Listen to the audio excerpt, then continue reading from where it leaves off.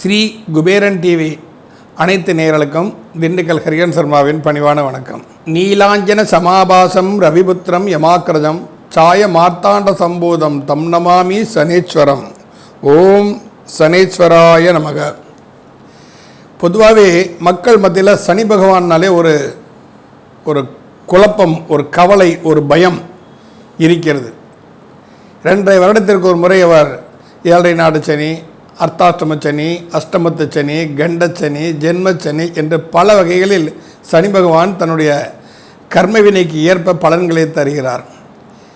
என்னை பொறுத்த வரைக்கும் சனி பகவானை பற்றி அஞ்ச வேண்டியதே இல்லை. ஆனால் அதை அவரை எப்படி நம்ம ஹேண்டில் பண்ணணுங்கிறது தெரியாமல் முழிச்சுக்கிட்டு இருக்கோம். அந்த தன்மையை வச்சு தான் இன்றைக்கி இந்த பதிவில் 12 ராசிகளுக்கும் நீ எப்படி அவர் பலன்களை கொடுப்பாரு அப்படின்ற இதை மக்கள் தெரிஞ்சுக்கிட்டாலே போகும். நீங்கள் ஜோசிட்ட போக வேண்டாம். சனி பயிற்சியை பற்றி எளிமையாக நீங்கள் எப்படி நடந்துக்கணுங்கிறத பற்றி தான் நான் இங்கே சொல்ல போகிறேன். சனி பகவானின் ஒரு தாக்கம் இருக்கிறது என்று நீங்கள் நினச்சிங்கன்னா, உதாரணமாக 7.5 நாடு சனி நடக்குதுன்னு வச்சுக்கோங்களேன். அப்போ 7 நாடு சனி வந்துருச்சு, எனக்கு அப்படி ஏறுமோ இப்படி ஏறுமோன்னு பயத்தெல்லாம் வெளியே விட்டு 7.5 நாடு சனியில் இனி நான் இப்படித்தான் வாழ வேண்டும்ங்கிற ஒரு நிர்ணயத்தை நீங்கள் ஏற்படுத்திக்கிட்டீங்கன்னா, சனி பகவான் மாதிரி கருணை உள்ளம் கொண்டவன், சனி பகவான் மாதிரி வாரி வழங்குவன், சனி பகவானை போன்ற அற்புத நற்பலன்களை தரக்கூடியவன் வேறு எந்த கிரகத்துக்கும் அந்த சக்தி இல்லை. சாதாரணமாக சனி பகவானுக்கு சனீஸ்வரன் என்ற பட்டமும் கொடுக்கப்படவில்லை. அந்த வகையில் இந்த பதிவில் நாம் 12 ராசிகளுக்கும் சனி பகவான் நற்பலன்களை தர வேண்டும் என்று சொன்னால் நாம் எவ்வாறு நடந்து கொள்ள வேண்டும், நம் நிலையைத்தான் மாற்றிக்கணும். இப்போ பொதுவாகவே சனி பகவானை பற்றி நம்ம பலதரப்பு ஜோதிடர்களும் சரி, பலதரப்பு மக்களும் சரி, பலவிதமான புரிதல்களில் இருந்து கொண்டு இருக்கிறாங்க. இதில் இப்போ சனி பகவான் தற்போது மீனராசியில் சஞ்சரிச்சிட்டு இருக்கிறாரு. இது மேஷத்திற்கு விரயச்சனி, ரிஷபத்திற்கு லாபச்சனி, மிதுனத்திற்கு கர்மச்சனி, கடகத்திற்கு பாக்கியச்சனி, சிம்மத்திற்கு அஷ்டமத்து சனி, கன்னிக்கு மாரகச்சனி, துலாத்துக்கு ஷஷ்டக சனி, விருச்சிகத்துக்கு பூர்வ புண்ணிய பஞ்சமஸ்தான சனி, தனுசுக்கு அர்த்தாஷ்டம சனி, மகரத்திற்கு முயற்சி சனி, கும்பத்திற்கும் மாரக சனி. இந்த தன்மையில் தான் இது ஒரு பொதுவான ஒரு அடிப்படை விதிகள் தான். இந்த அடிப்படை விதிகளில் சனி பகவானை பற்றி சொல்ல வேண்டாம்னா அவரோட ஒரே சிம்பிள் கான்செப்ட். ஏன்னா சனி பகவானுக்கு நீதிமான், தர்மவான்னு பேருண்டு. அப்போ என்ன, தர்ம நீதி தவறாமல் ஒருவன் நடந்து கொண்டால் சனி பகவானை பற்றி நாம் அஞ்ச வேண்டிய அவசியமே இல்லை. ஏன்னா பல பேருக்கு நம்ம பார்த்துருக்கோம், 7 நாடு சனி தான் கல்யாணமே நடக்குது. அப்போ 7 நாடு சனி கல்யாணம் நடக்குது. இப்போ நிறைய பேர் பார்த்துருக்க என்ன இன்னைக்கு சனிக்கிழமை குழந்தை பிறந்திருக்கிறான்னு, என்ன உண்மையிலே அவன் கர்மத்தை தீர்க்க பிறந்திருக்கிறான்னு தான் அர்த்தம். அதை எடுத்துக்கணும். நாம் நடந்து கொள்ளும் வினைதான் நமக்கு வருகிறது. இப்போ நாம் கோதுமையை விதைச்சிட்டு நெல் விளையலைன்னா கண்டிப்பாக நெல் விளையாது, கோதுமை தான் விளையும். அது மாதிரி நாம் தவறு செஞ்சால் அந்த தவறுக்கு உண்டான தண்டனை நமக்கு கண்டிப்பாக உண்டு. அதை தருபவன் சனி பகவான் தன்னுடைய ஜென்மச்சனி, அஷ்டமச்சனி, அர்த்தாஷ்டமச்சனி, கண்டச்சனி, மாரகச்சனி, 7 நாடு சனி, சனி திசை, இது எல்லாமே நம்ம சொல்லலாம். இப்போ 19 வருஷம் சனி திசை நடக்கிற இந்த 19 வருஷம் பாதிக்கப்படுவானான்னு கேட்டால் கண்டிப்பாக பாதிக்கப்பட மாட்டான். இதிலிருந்து நாம் எவ்வாறு வெளிப்படுவது, நம்மை நாம் எவ்வாறு காத்து கொள்வது, இதற்கு என்ன ரெமெடி? ஏன்னா தப்புனா தண்டனை ஒன்று தான் தீர்வுன்னு அந்த உலகமே இயங்காது. தப்புக்கு தண்டனை ஒன்று தான் தீர்வுன்னு நினைக்கக்கூடாது. மன்னிப்பும் உண்டு. நாம் செய்யக்கூடிய நம் மனநிலையை மாற்றுவதற்கு ஏற்ப இப்படி நாம் செஞ்சிட்டோம் அப்படின்னு சொன்னால் நிச்சயமாக சனி பகவானை பற்றி நாம் அஞ்ச வேண்டிய அவசியம் இல்லை. அதை பற்றி ஒரு தனிப்பட்ட பதிவாகத்தான் இந்த பதிவில் உங்களுடன் பகிர்ந்து கொள்ள வந்திருக்கிறேன். ஒவ்வொரு ராசி ரீதியாகவும் அந்த ராசிக்கு எந்த இடத்தை அவன் சனி பகவான் பார்க்கிறான், அப்போ அந்த இடத்தை சனி பகவான் பார்ப்பதால் ஏற்படக்கூடிய விளைவுகள் என்ன? ஏன்னா சனி பகவானுக்கு ஒரு லிமிட்டட் பீரியட் இருக்குது. ஏன்னா யாருக்கு திருஷ்டி படணும், அவன் திருதேவியும் விட்டு வச்சதில்லை, பிரம்மாவுக்கு சிவனையும் விட்டு வச்சதில்லை, லக்ஷ்மி பார்வதி சரஸ்வதியும் விட்டு வச்சதில்லைன்னு நம்மளை மாதிரி சாதாரண மனுஷங்களுக்கெல்லாம் ஒன்றும் பிரச்சனை. அவங்கெல்லாம் தேவர்கள், அதனால் அவங்களுக்கு தெரியும் எந்த காலத்து எப்படி இருக்கணும். ஏன் சித்தர்களையும் நீங்கள் எடுத்துக்கங்க, அமைதி ஏறுவாங்க. அப்போ சனியோட முக்கியமான நட்சத்திரம் சொல்ல போனால் 3 நட்சத்திரம் வந்து பூசம், அனுசம், உத்திரட்டாதி. இது 3மே திருமண முகூர்த்தத்துக்கு உரிய நட்சத்திரங்கள் தான். அதே மாதிரி குருவு கூட அந்த யோகம் கிடையாது. குரு கூட ராட்சச கணம் இருக்குது. சனியோட நட்சத்திரத்தில் ராட்சச கணமே கிடையாது. அப்போ பார்த்துக்கங்க, இப்போ இயற்கையாகவே சனி பகவான் எந்த அளவு கருணை உள்ளம் கொண்டவன், கொடை வள்ளல், எவ்வாறெல்லாம் நன்மை தருவாங்கிறது நாம் வந்து உணர்ந்துக்க முடியும். அதனால் சனி பகவானை பற்றி வஞ்ச வேண்டிய அவசியமே இல்லை. நாம் எப்படி நடந்துக்கிறோம், எப்படி நடந்துக்கிட்டால் நாம் சனியின் பாதிப்பிலிருந்து விலகலாம் என்பதை பற்றி ஒரு முழுமையான இந்த பதிவில் நாம் ராசி ரீதியாக கண்டிப்பாக பார்ப்போம். பொதுவாகவே சனியின் பார்வை என்ற தன்மை வைத்து நிறைய பேருக்கு பயம் ஒன்று இருக்கிறது. எந்தெந்த பார்வையில் பட்டால் ஏற்படக்கூடிய விஷயங்கள் நம்ம எடுத்துக்கணும். சனி வந்து ஒரு இடத்த பார்க்குறார் அப்படின்னு சொன்னால் திருமண தடை ஏற்படுகிறது, தொழிலில் பிரச்சனை ஏற்படுவது, உடல் உபாதைகள் ஏற்பட்டு அதனால் மருத்துவ செலவுகள் ஏற்படுவது, திருமணம் தாமதப்படுவது, குழந்தை பாக்கியம் தாமதப்படுவது, நட்பு வட்டாரங்கள் எல்லாம் நம்ம ஏமாற்றி போகக்கூடிய ஒரு தன்மை. இந்த மாதிரி சனியின் பார்வையினால் இந்தந்த விளைவுகள் ஏற்படும் என்று நம்ம எல்லா ஜோதிடர்களும் சொல்லிட்டு இருக்கோம்.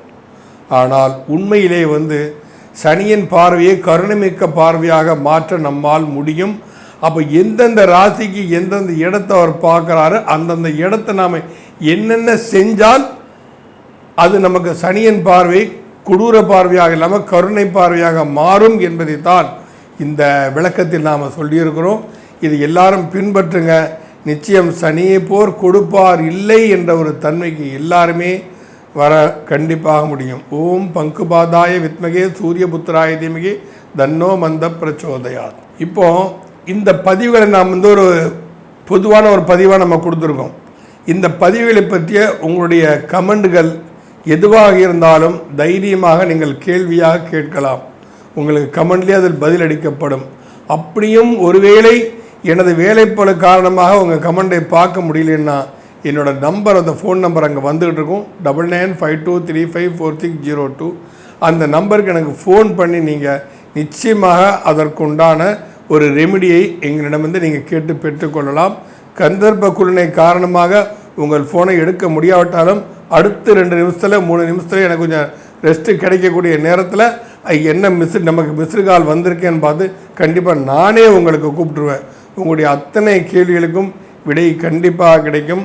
சனி பார்வை கொடுக்கும் பார்வையை தானே தவிர கெடுக்கும் பார்வை அல்ல என்பதை உங்கள் அனைவருக்கும் தெளிவுபடுத்துவதற்காகத்தான் இந்த பதிவு. மேசராசி நேயர்களே, சனி பகவான் உங்களுக்கு லாபஸ்தானம் என்று சொல்லக்கூடிய பாதகஸ்தானத்தில் இருந்து சனி பகவான் வந்து இப்பொழுது வந்து விரயஸ்தானத்திற்கு வந்திருக்கிறார். சனி பகவான் விரயஸ்தானத்திற்கு வந்து விட்டாரே, நமக்கு கர்மஸ்தானாதிபதி தொழில் ஸ்தானாதிபதி ஆகிவிட்டது. இந்த தொழில் ஸ்தானாதிபதி விரயஸ்தானத்துக்கு வந்தனால் ஏதாவது தொழிலில் பிரச்சனை ஏற்படுமா, நம்ம செய்யக்கூடிய வேலைகளில் பிரச்சனை ஏற்படுமா, இதனால் நம்ம ஏதாவது பாதிப்புகளை சந்திப்போமா, இந்த மாதிரி பல குழப்ப பயங்கள் இருந்து கொண்டிருக்கின்றன. இந்த பெயர்ச்சியை பற்றி பலர் பலவிதமான பலன்களை சொல்லி கொண்டு தான் இருக்கிறார்கள். உண்மையில் என்னென்ன அப்படின்னா, நீங்கள் வந்து இந்த சனி பகவான் உங்கள் ராசிக்கு 2ஆம் இடத்தையும் பார்க்கிறார், 6ஆம் இடத்தையும் பார்க்கிறார், பாக்கியஸ்தானத்தையும் பார்க்கிறார். சனி பகவானின் பார்வைக்கு தான் நாம் பார்க்கணும். அப்போ அந்த பார்வைன்னு எடுத்துக்கிட்டேன்னா எல்லாரும் சனி இருக்க கொடுக்கும் பார்க்க கெடுக்கும் அப்படின்னு ஒரு தனியான ஒரு பழமொழி போயிட்டு இருக்குது ஜோதிடத்தில். வந்து பார்க்க கெடுக்குங்கிற விஷயத்தை நான் வந்து ஏற்றுக்க மாட்டேன். ஏன்னு கேட்டால் சனி பகவான் தன் பார்வையால் நான் உன்னுடைய ராசிக்கு இந்த ஸ்தானங்களை பார்க்கிறேன், அந்த ஸ்தானங்களில் நீ எவ்வாறு நடந்து கொள்ள வேண்டும் என்பதை உணர்த்துவது தான் சனி பகவானின் வேலை. அதுதான் சனி பகவான் செய்து கொண்டு இருக்கிறார். அப்போ நம்ம மாற்றிக்கணும். நான் அப்படியே மாற்றவே மாட்டேன் அப்படின்னு சொல்லி இருந்தால் அதனோட பாதிப்புகளை தான் எல்லாரும் சந்திக்க வேண்டி வரும். உண்மையிலேயே இப்போ மூங்கில்கள் 2 வகையான மூங்கில் உண்டு. ஒன்று வளைந்து கொடுக்கும் மூங்கில், இன்னொன்று வளையாத மூங்கில். அந்த வளையாத மூங்கில் பல்லக்குக்கு அடியில் தான் இருக்கும், எல்லாரும் தோலை தூக்கிட்டு போகிறது. வளைந்து கொள்ளும் மூங்கம் பல்லக்கில் ராஜாக்கு தலைக்கு மேலே வளைஞ்சி இருக்கும். அப்போ இடத்திற்கு ஏற்றாற்போல் காலத்திற்கு ஏற்றாற்போல் சற்று வளைந்து கொடுத்து பழகிக்கொண்டால் நாம் எதை பற்றியும் அஞ்ச வேண்டியது அவசியம் இல்லை. ஏன் ஜாதகத்தையே பார்க்க வேண்டாம் கூட நான் சொல்லுவேன். இப்போ மேசராசிக்கு குடும்பஸ்தானத்தை சனி பகவான் பார்க்கிறார். அப்போ குடும்பத்தை உடனே கலவரம் நடக்குமோ, குழப்பம் வந்துடுமோ, சண்டை சச்சரவுகள் வந்துடுமோ அப்படிங்கிற பயத்தில் தான் பொதுவாகவே எல்லாரும் இருப்பாங்க. அப்படி அல்ல. பட் குடும்பத்தை பொறுத்தவரை குடும்பத்தில் நீங்கள் நேர்மையாக இருக்க பழகி கொண்டால் சனி பகவான் எங்கு உங்களை தாக்கு என்கிறார் அங்கு உங்களை பாதுகாக்கக்கூடிய வேலையை கண்டிப்பாக செய்வார். ஏன்னா சனி பகவானை பற்றி நிறைய கதைகள் பேசலாம். இங்கே என்ன அப்படின்னா, அப்போ குடும்பம்னு எடுத்துக்கிட்டா என்ன, ஃபஸ்ட்டு நம்ம கவனிக்க வேண்டியது நமது தாய் தந்தையர்கள், இன்னொன்று நமது இல்லறம், ஆணாக இருந்தால் கணவன், மனைவி, பெண்ணாக இருந்தால் கணவன், நமது இல்லறம்ங்கிறது. அடுத்தது நமது குழந்தைகள். இவர்களிடம் நாம் தர்ம நெறி தவறாமல் அவர்களுக்கு பாதுகாக்க அரவணைப்போடு நாம் நடந்து கொண்டால் நம் குடும்பம் சுபிட்சமாக இருக்கும். பெரியோர்களை மதித்து பழக வேண்டும். தாய் முன் தலை வணங்கி வாழ பழகு கொள்ள வேண்டும். அவர்கள் திட்டினா திட்டிட்டு போட்டோம், அடித்தா அடிச்சுட்டு போட்டோம். அறியாத வயசில் நம்ம எவ்வளவோ தப்பு செஞ்சுருப்போம். சின்ன குழந்தைகள் அதெல்லாம் பொறுத்து இருந்து நமக்கு எது நல்லது எது கெட்டதுன்னு எல்லாத்தையும் ஆராய்ச்சி பண்ணி தான் நம்ம முன்னோர்கள் நம்மளை வளர்க்குறாங்க. அப்போ அவங்க நாம் தப்பு பண்ணி அவங்க அடித்தாங்க அப்படின்னு சொன்னால் நம்மளை தாங்கக்கூடிய சக்தியும் கிடையாது, அந்த தாங்கக்கூடிய நிலைமையும் இருக்காது. அதே மாதிரி அவர்கள் வயதான காலத்தில் நாம் அவர்களுக்கு உறுதுணையாக பாதுகாப்பாக இருக்கணும். எல்லாரும் சனியோட பாதிப்பு விலகணும்னா முதியோர்களுக்கு சாப்பாடு போடுங்க, அனாதைகளுக்கு போய் சேவை பண்ணுங்கன்னு சொல்கிறாங்கல்ல, அதை நாம் வீட்டில் கடைபிடித்தாலே, நமது குடும்பத்தில் கடைபிடித்தாலே போரும். நாம் யாரையும் எதிரியாக நினைக்க வேண்டாம்.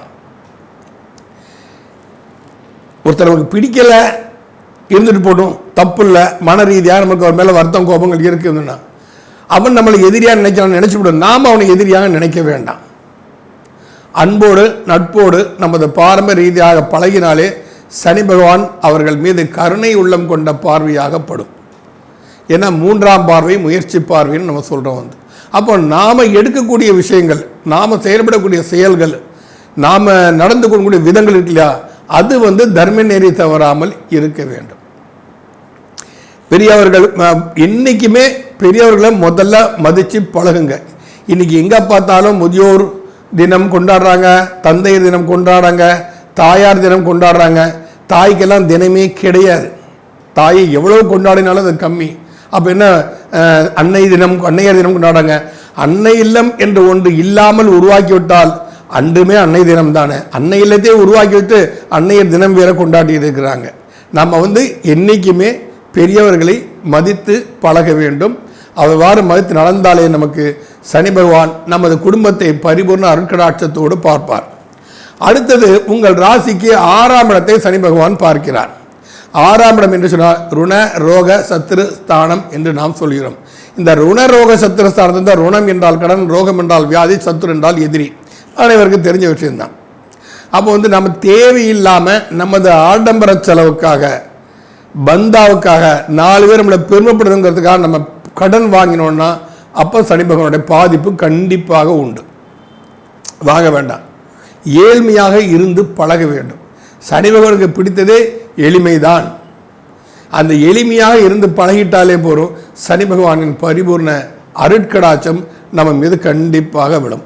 மேசராசிக்கு 6ஆம் இடம். அந்த மேசராசிக்கு 6ஆம் இடத்துல நம்ம ருணம் என்றால் கடன், தேவையில்லாமல் கடன் வாங்கக்கூடாது. ஒன்று. அப்போ ரோகம், வியாதி, நமது ஒத்து வராத உணவு பழக்க வழக்கங்களை நாம் எடுத்துக்கொள்ளக்கூடாது. பழைய சாதம், மேசராசிக்காரங்கள்லாம் மீனத்து சனி இருக்கிற வரைக்கும் தினமும் பழைய சாதம் சாப்பிட்டு பழகுங்கள். ராத்திரி தண்ணி ஊற்றி வச்சு காலை எதிர்ச்சோன்னே அந்த கஞ்சியை குடிச்சிட்டு சின்ன வெங்காயமோ மிளகாவோ, இது மிளகு வத்தல் சொல்லுவாங்க, அப்புறம் இது ஊறுகாயை தொட்டுக்கிட்டு நீங்கள் சாப்பிடுங்க. பழைய சாதத்தை சாப்பிடுங்க. இந்த பழைய சாதம் நீங்கள் சாப்பிட்றது சனி பகவானுக்கு ரொம்ப பிரீதி. அப்போ உங்கள் உடம்புலையே சனி பகவான் வாசம் பண்ணுற அளவுக்கு உங்களுக்கு ஒரு தகுதியை கொடுத்துருவார். அப்போ எந்த ஒரு கிரகமே தான் இருக்கும் இடம் சுத்தமாக வைத்துக்கொள்ளும் சொல்லுவாங்க. அப்போ நம்ம உடம்பே அந்த அளவு பக்குவப்பட்டு விடும். பழைய சாதம் சாப்பிடுங்க. அதுக்கப்புறம் என்ன, சத்ரு, எதிரி. யாரையும் நம்ம எதிரியாக பார்க்க வேண்டாம. உங்களை யாராவது எதிரியாக நினச்சி நீங்கள் தாக்க வந்தானா ஓம் சம் சனேஸ்வராய நமக, ஓம் சன் சனேஸ்வராய நமக, ஓம் சன் சனேஸ்வராய நமக, இந்த மந்திரத்தை சொல்லிக்கிட்டே இருங்க. உங்கள் எதிரியை சனி பகவான் பார்த்துப்பார். நீங்கள் போய் மல்லு கட்ட வேண்டிய அவசியமே இல்லை. நான் என்ன குறைஞ்சிட்டேன்னா, அவன் மாத்திரம் என்ன 20 மாதம் அவன் அம்மா வீட்டிலேருந்து வந்தான், என்ன மாதிரி அவனு தானே 10 மாதம், நானும் 10 மாதம் வெளியே வந்தானே, நான் எதுக்கு அவனை பின்வாங்கணும்? நான் என்னோட கௌரவத்தை நான் விட்டு கொடுக்க முடியாது. இந்த வேந்தையே வேண்டாம். சனி பகவானை சரணடைஞ்சிருங்க. சனி பகவானை சரணடைஞ்சிட்டா தன் பக்தன் தாக்கப்படுவதை சனி பகவான் மற்ற கிரகங்களாவது கொஞ்சம் பொறுத்திருந்து தான் பார்க்கும். சனி உடனுக்குடனே ஆக்ஷன், சனி உடனுக்குடனே தண்டிப்பால் தான் எல்லாரும் சனியை பார்த்து எல்லாரும் பயப்படுறாங்க. அப்போ உங்கள் எதிரி உங்களை தாக்குறாங்க, நீங்கள் சனி பகவானின் பக்தனாக மாறிவிடுங்கள், சனி பகவானை தினமும் தொழக்கூடியவராக மாறிவிடுங்கள். இப்படி இருந்துட்டீங்க அப்படின்னு சொன்னால் உங்களுக்கு கண்டிப்பாக சனி பகவான் உங்களை எதிரிலிருந்து காப்பாற்றுவார். ஏன்னா சனி தாக்க ஆரம்பிச்சிட்டானா யாராலும் அதில் தப்பிக்க முடியாது. என் பக்தனை ஒருவன் தாக்கிறானாலும் சனி பகவான் சும்மா உட்கார்ந்துட்டு இருக்க மாட்டார். அதுக்கப்புறம் உங்கள் ராசிக்கு பாக்கியஸ்தானம் சொல்லக்கூடிய 9ஆம் இடத்தை சனி பகவான் பார்க்குறார். அந்த பாக்கியம் என்று எடுத்துக்கிட்டா என்ன, நீங்கள் முற்பிறவியில் செய்த, அதாவது தந்தை ஸ்தானம் நம்ம சொல்லலாம், தந்தை ஸ்தானம். அந்த தந்தை ஸ்தானத்திற்கு பூர்வ புண்ணிய ஸ்தானம் தான் நமது லக்னம். அப்போ என்ன, உங்கள் பாக்கிய உன்னதி பெற வேண்டுமா, சனிக்கு பிரீதியான வேலைகளை செய்யுங்கள். சனிக்கு பிரீதியான வேலைகள் என்ன, ஒரு மாற்றுத்திறனாளி ஏதாவது சாமான் விற்றுட்டு போகிறானா வாங்குங்க, நமக்கு தேவை இருக்கோ இல்லையா வாங்க. ஒரு பிஸ்கட் விற்கிறான், பிஸ்கட் வாங்குங்க, யாராவது குழந்தைகளுக்கு கொடுத்துருங்க. இல்லை யாராவது முதியோர்கள், உடல்நிலை சரியாதவர்கள், அங்கஹீனமானவர்கள், இவங்களுக்கு கொடுத்துருங்க. நீங்கள் சாப்பிட உங்களுக்கு பிடிக்கல, நமக்கு பிடிக்காத விஷயம் ஏன் வாங்கணும்னு நினைக்காதீங்க. நீங்கள் அங்கே பண்ணுற 2 விஷயத்தை பண்ணுறீங்க. ஒன்று என்ன, ஏற்கனவே அவன் மாற்றுத்திறனாளியாக இருந்து அவன் தொழில் செய்து பிழைக்கணும்னு நினைக்கிறான். சனியோட பரிபூர்ண அனுகிரகம் அவனுக்கு உண்டு. அவருக்கு யாரை உதவினாலும் சனி பகவானுக்கு அவரை பிடிக்கும். அந்த பிஸ்கட்டை வாங்கிட்டு போய் நீங்கள் ஒரு முதியோருக்கு கொடுங்க. இந்த முதியோர்கள் அப்படிங்கிறதே சனி பகவான் தான். முதியோர் இல்லத்தை போய் செய்யும்போது நம்மளால் அன்றாடம் வாழ்க்கையில் எவ்வளோ விஷயங்களை பார்க்கணும். சிலர் பேனா வைக்கிறாங்க, சிலர் என்னமோ கர்ச்சீஃப் மாதிரி சின்ன சின்ன அவங்களாம் பெரிய வியாபாரமாக பண்ண முடியும். ட்ரைசைக்கிளில் போயிட்டுருப்பாங்க, ஏதோ சின்ன சின்ன சாமான்களை வாங்கி தான் அவங்கள விற்பாங்க. அந்த மாதிரி தன்மைகளை அவர் சனி பகவான் அவங்களுக்கு நீங்கள் பண்ணினீங்கன்னா சனி பகவானின் பரிபூர்ண பார்வை, 10வது பார்வை உங்கள் ராசிக்கு பாக்கியஸ்தானத்தை, அது பாக்கிய பார்வையாக இருந்து உங்கள் பாக்கிய உன்னதியை ஏற்படுத்தும். உங்கள் வாழ்க்கையில் மிகப்பெரிய ஒரு முன்னேற்றத்தை கொடுக்கும். உங்களுக்கு அனைத்து வகையான சனி பகவானின் நற்பலன்களை கொடுக்கும். ஆக மேயராசிக்காரங்கள் குடும்பஸ்தானத்தை சனி பார்ப்பதால் குடும்பத்தில் நேர்மையாக இருங்கள். பெரியோர்களையும் குழந்தைகளையும் இல்லத்தாரையும் மதித்து பழகுங்கள். 6ஆம் இடத்தை சனி பகவான் பார்க்குறாராம், யாரையும் எதிரியாக நினைக்காதீங்க. நோயாளிகளுக்கு உதவி புரியுங்க. நோயாளிக்கு பிரெட் வாங்கிட்டு கொடுங்க, பிஸ்கட் வாங்கி கொடுங்க. அரசு மருத்துவமனையிலலாம் போய் பாருங்கள். வயசான நோயாளிகள் தானே அவங்களுக்கு பிரெட் வாங்கி கொடுக்கலாம், நீங்கள் பிஸ்கட் வாங்கி கொடுக்கலாம், பால் வாங்கி கொடுக்கலாம். எதிரிகளை யாராகவும் நினைக்காதீங்க. அதே மாதிரி 9ஆம் இடத்தை அவர் பார்ப்பதால் உங்களுடைய உங்களோட பாக்கியத்தை உன்னதி பெறுவதற்காக சனி பகவான் 10வது பார்வையாக பார்க்கால் உங்கள் கர்ம வினையை அங்கு தீர்க்கக்கூடிய ஒரு இடம். 9ங்கிறது சாதாரண விஷயம் அல்ல, பாக்கியத்துக்கு கர்ணை வினையை தீர்க்கக்கூடிய இடம். அதையாக இந்த மேசராசிக்காரங்கள் எந்த ராசிக்காரங்களாக இருந்தாலும் சரி சனி பகவானை தன்னுடைய தெய்வமாக மதித்தப்படும். குலதெய்வத்துக்கு இஷ்ட தெய்வம்னு எடுத்தால் கிரகங்களில் சனி பகவான். தெய்வங்களில் நீங்கள் முருகர் இருக்கிறாரு, பெருமாள் இருக்கிறாப்புல, திருப்பதி வெங்கடாச்சலபதி இருக்காமல, பழனி ஆண்டர்களாக சபரிமலை ஐயப்பன் இருக்கா, அதெல்லாம் அடுத்த விஷயம். கிரகங்களில் சனி பகவான் கர்மவினையின் தீர்க்கக்கூடியவன், கர்மகாரகனாக இருப்பதால் அவரை நீங்கள் வழிபட்டு உங்கள் செய்யக்கூடிய அனைத்து காரியங்களுக்கும் சனி பகவானே உங்களுக்கு துணையாக இருந்து நிச்சயமாக ஒரு வெற்றிகரமான வாழ்க்கை இந்த மேசராசிக்காரங்களுக்கு இந்த பீனத்தில் இருக்கும் வரை இந்த தன்மையை உங்களுக்கு கண்டிப்பாக கொடுக்கும். மீண்டும் அடுத்த பதிவில் ரிஷபராசியை பார்க்கலாம். ஸ்ரீ குபேரன் டிவியை பார்த்தமைக்கு நன்றிகள். மேலும் இது போன்ற தகவல்களை தெரிந்து கொள்ள ஸ்ரீ குபேரன் டிவியை சப்ஸ்கிரைப் செய்யுங்கள். மறக்காமல் பெல் ஐக்கானை கிளிக் செய்யுங்கள்.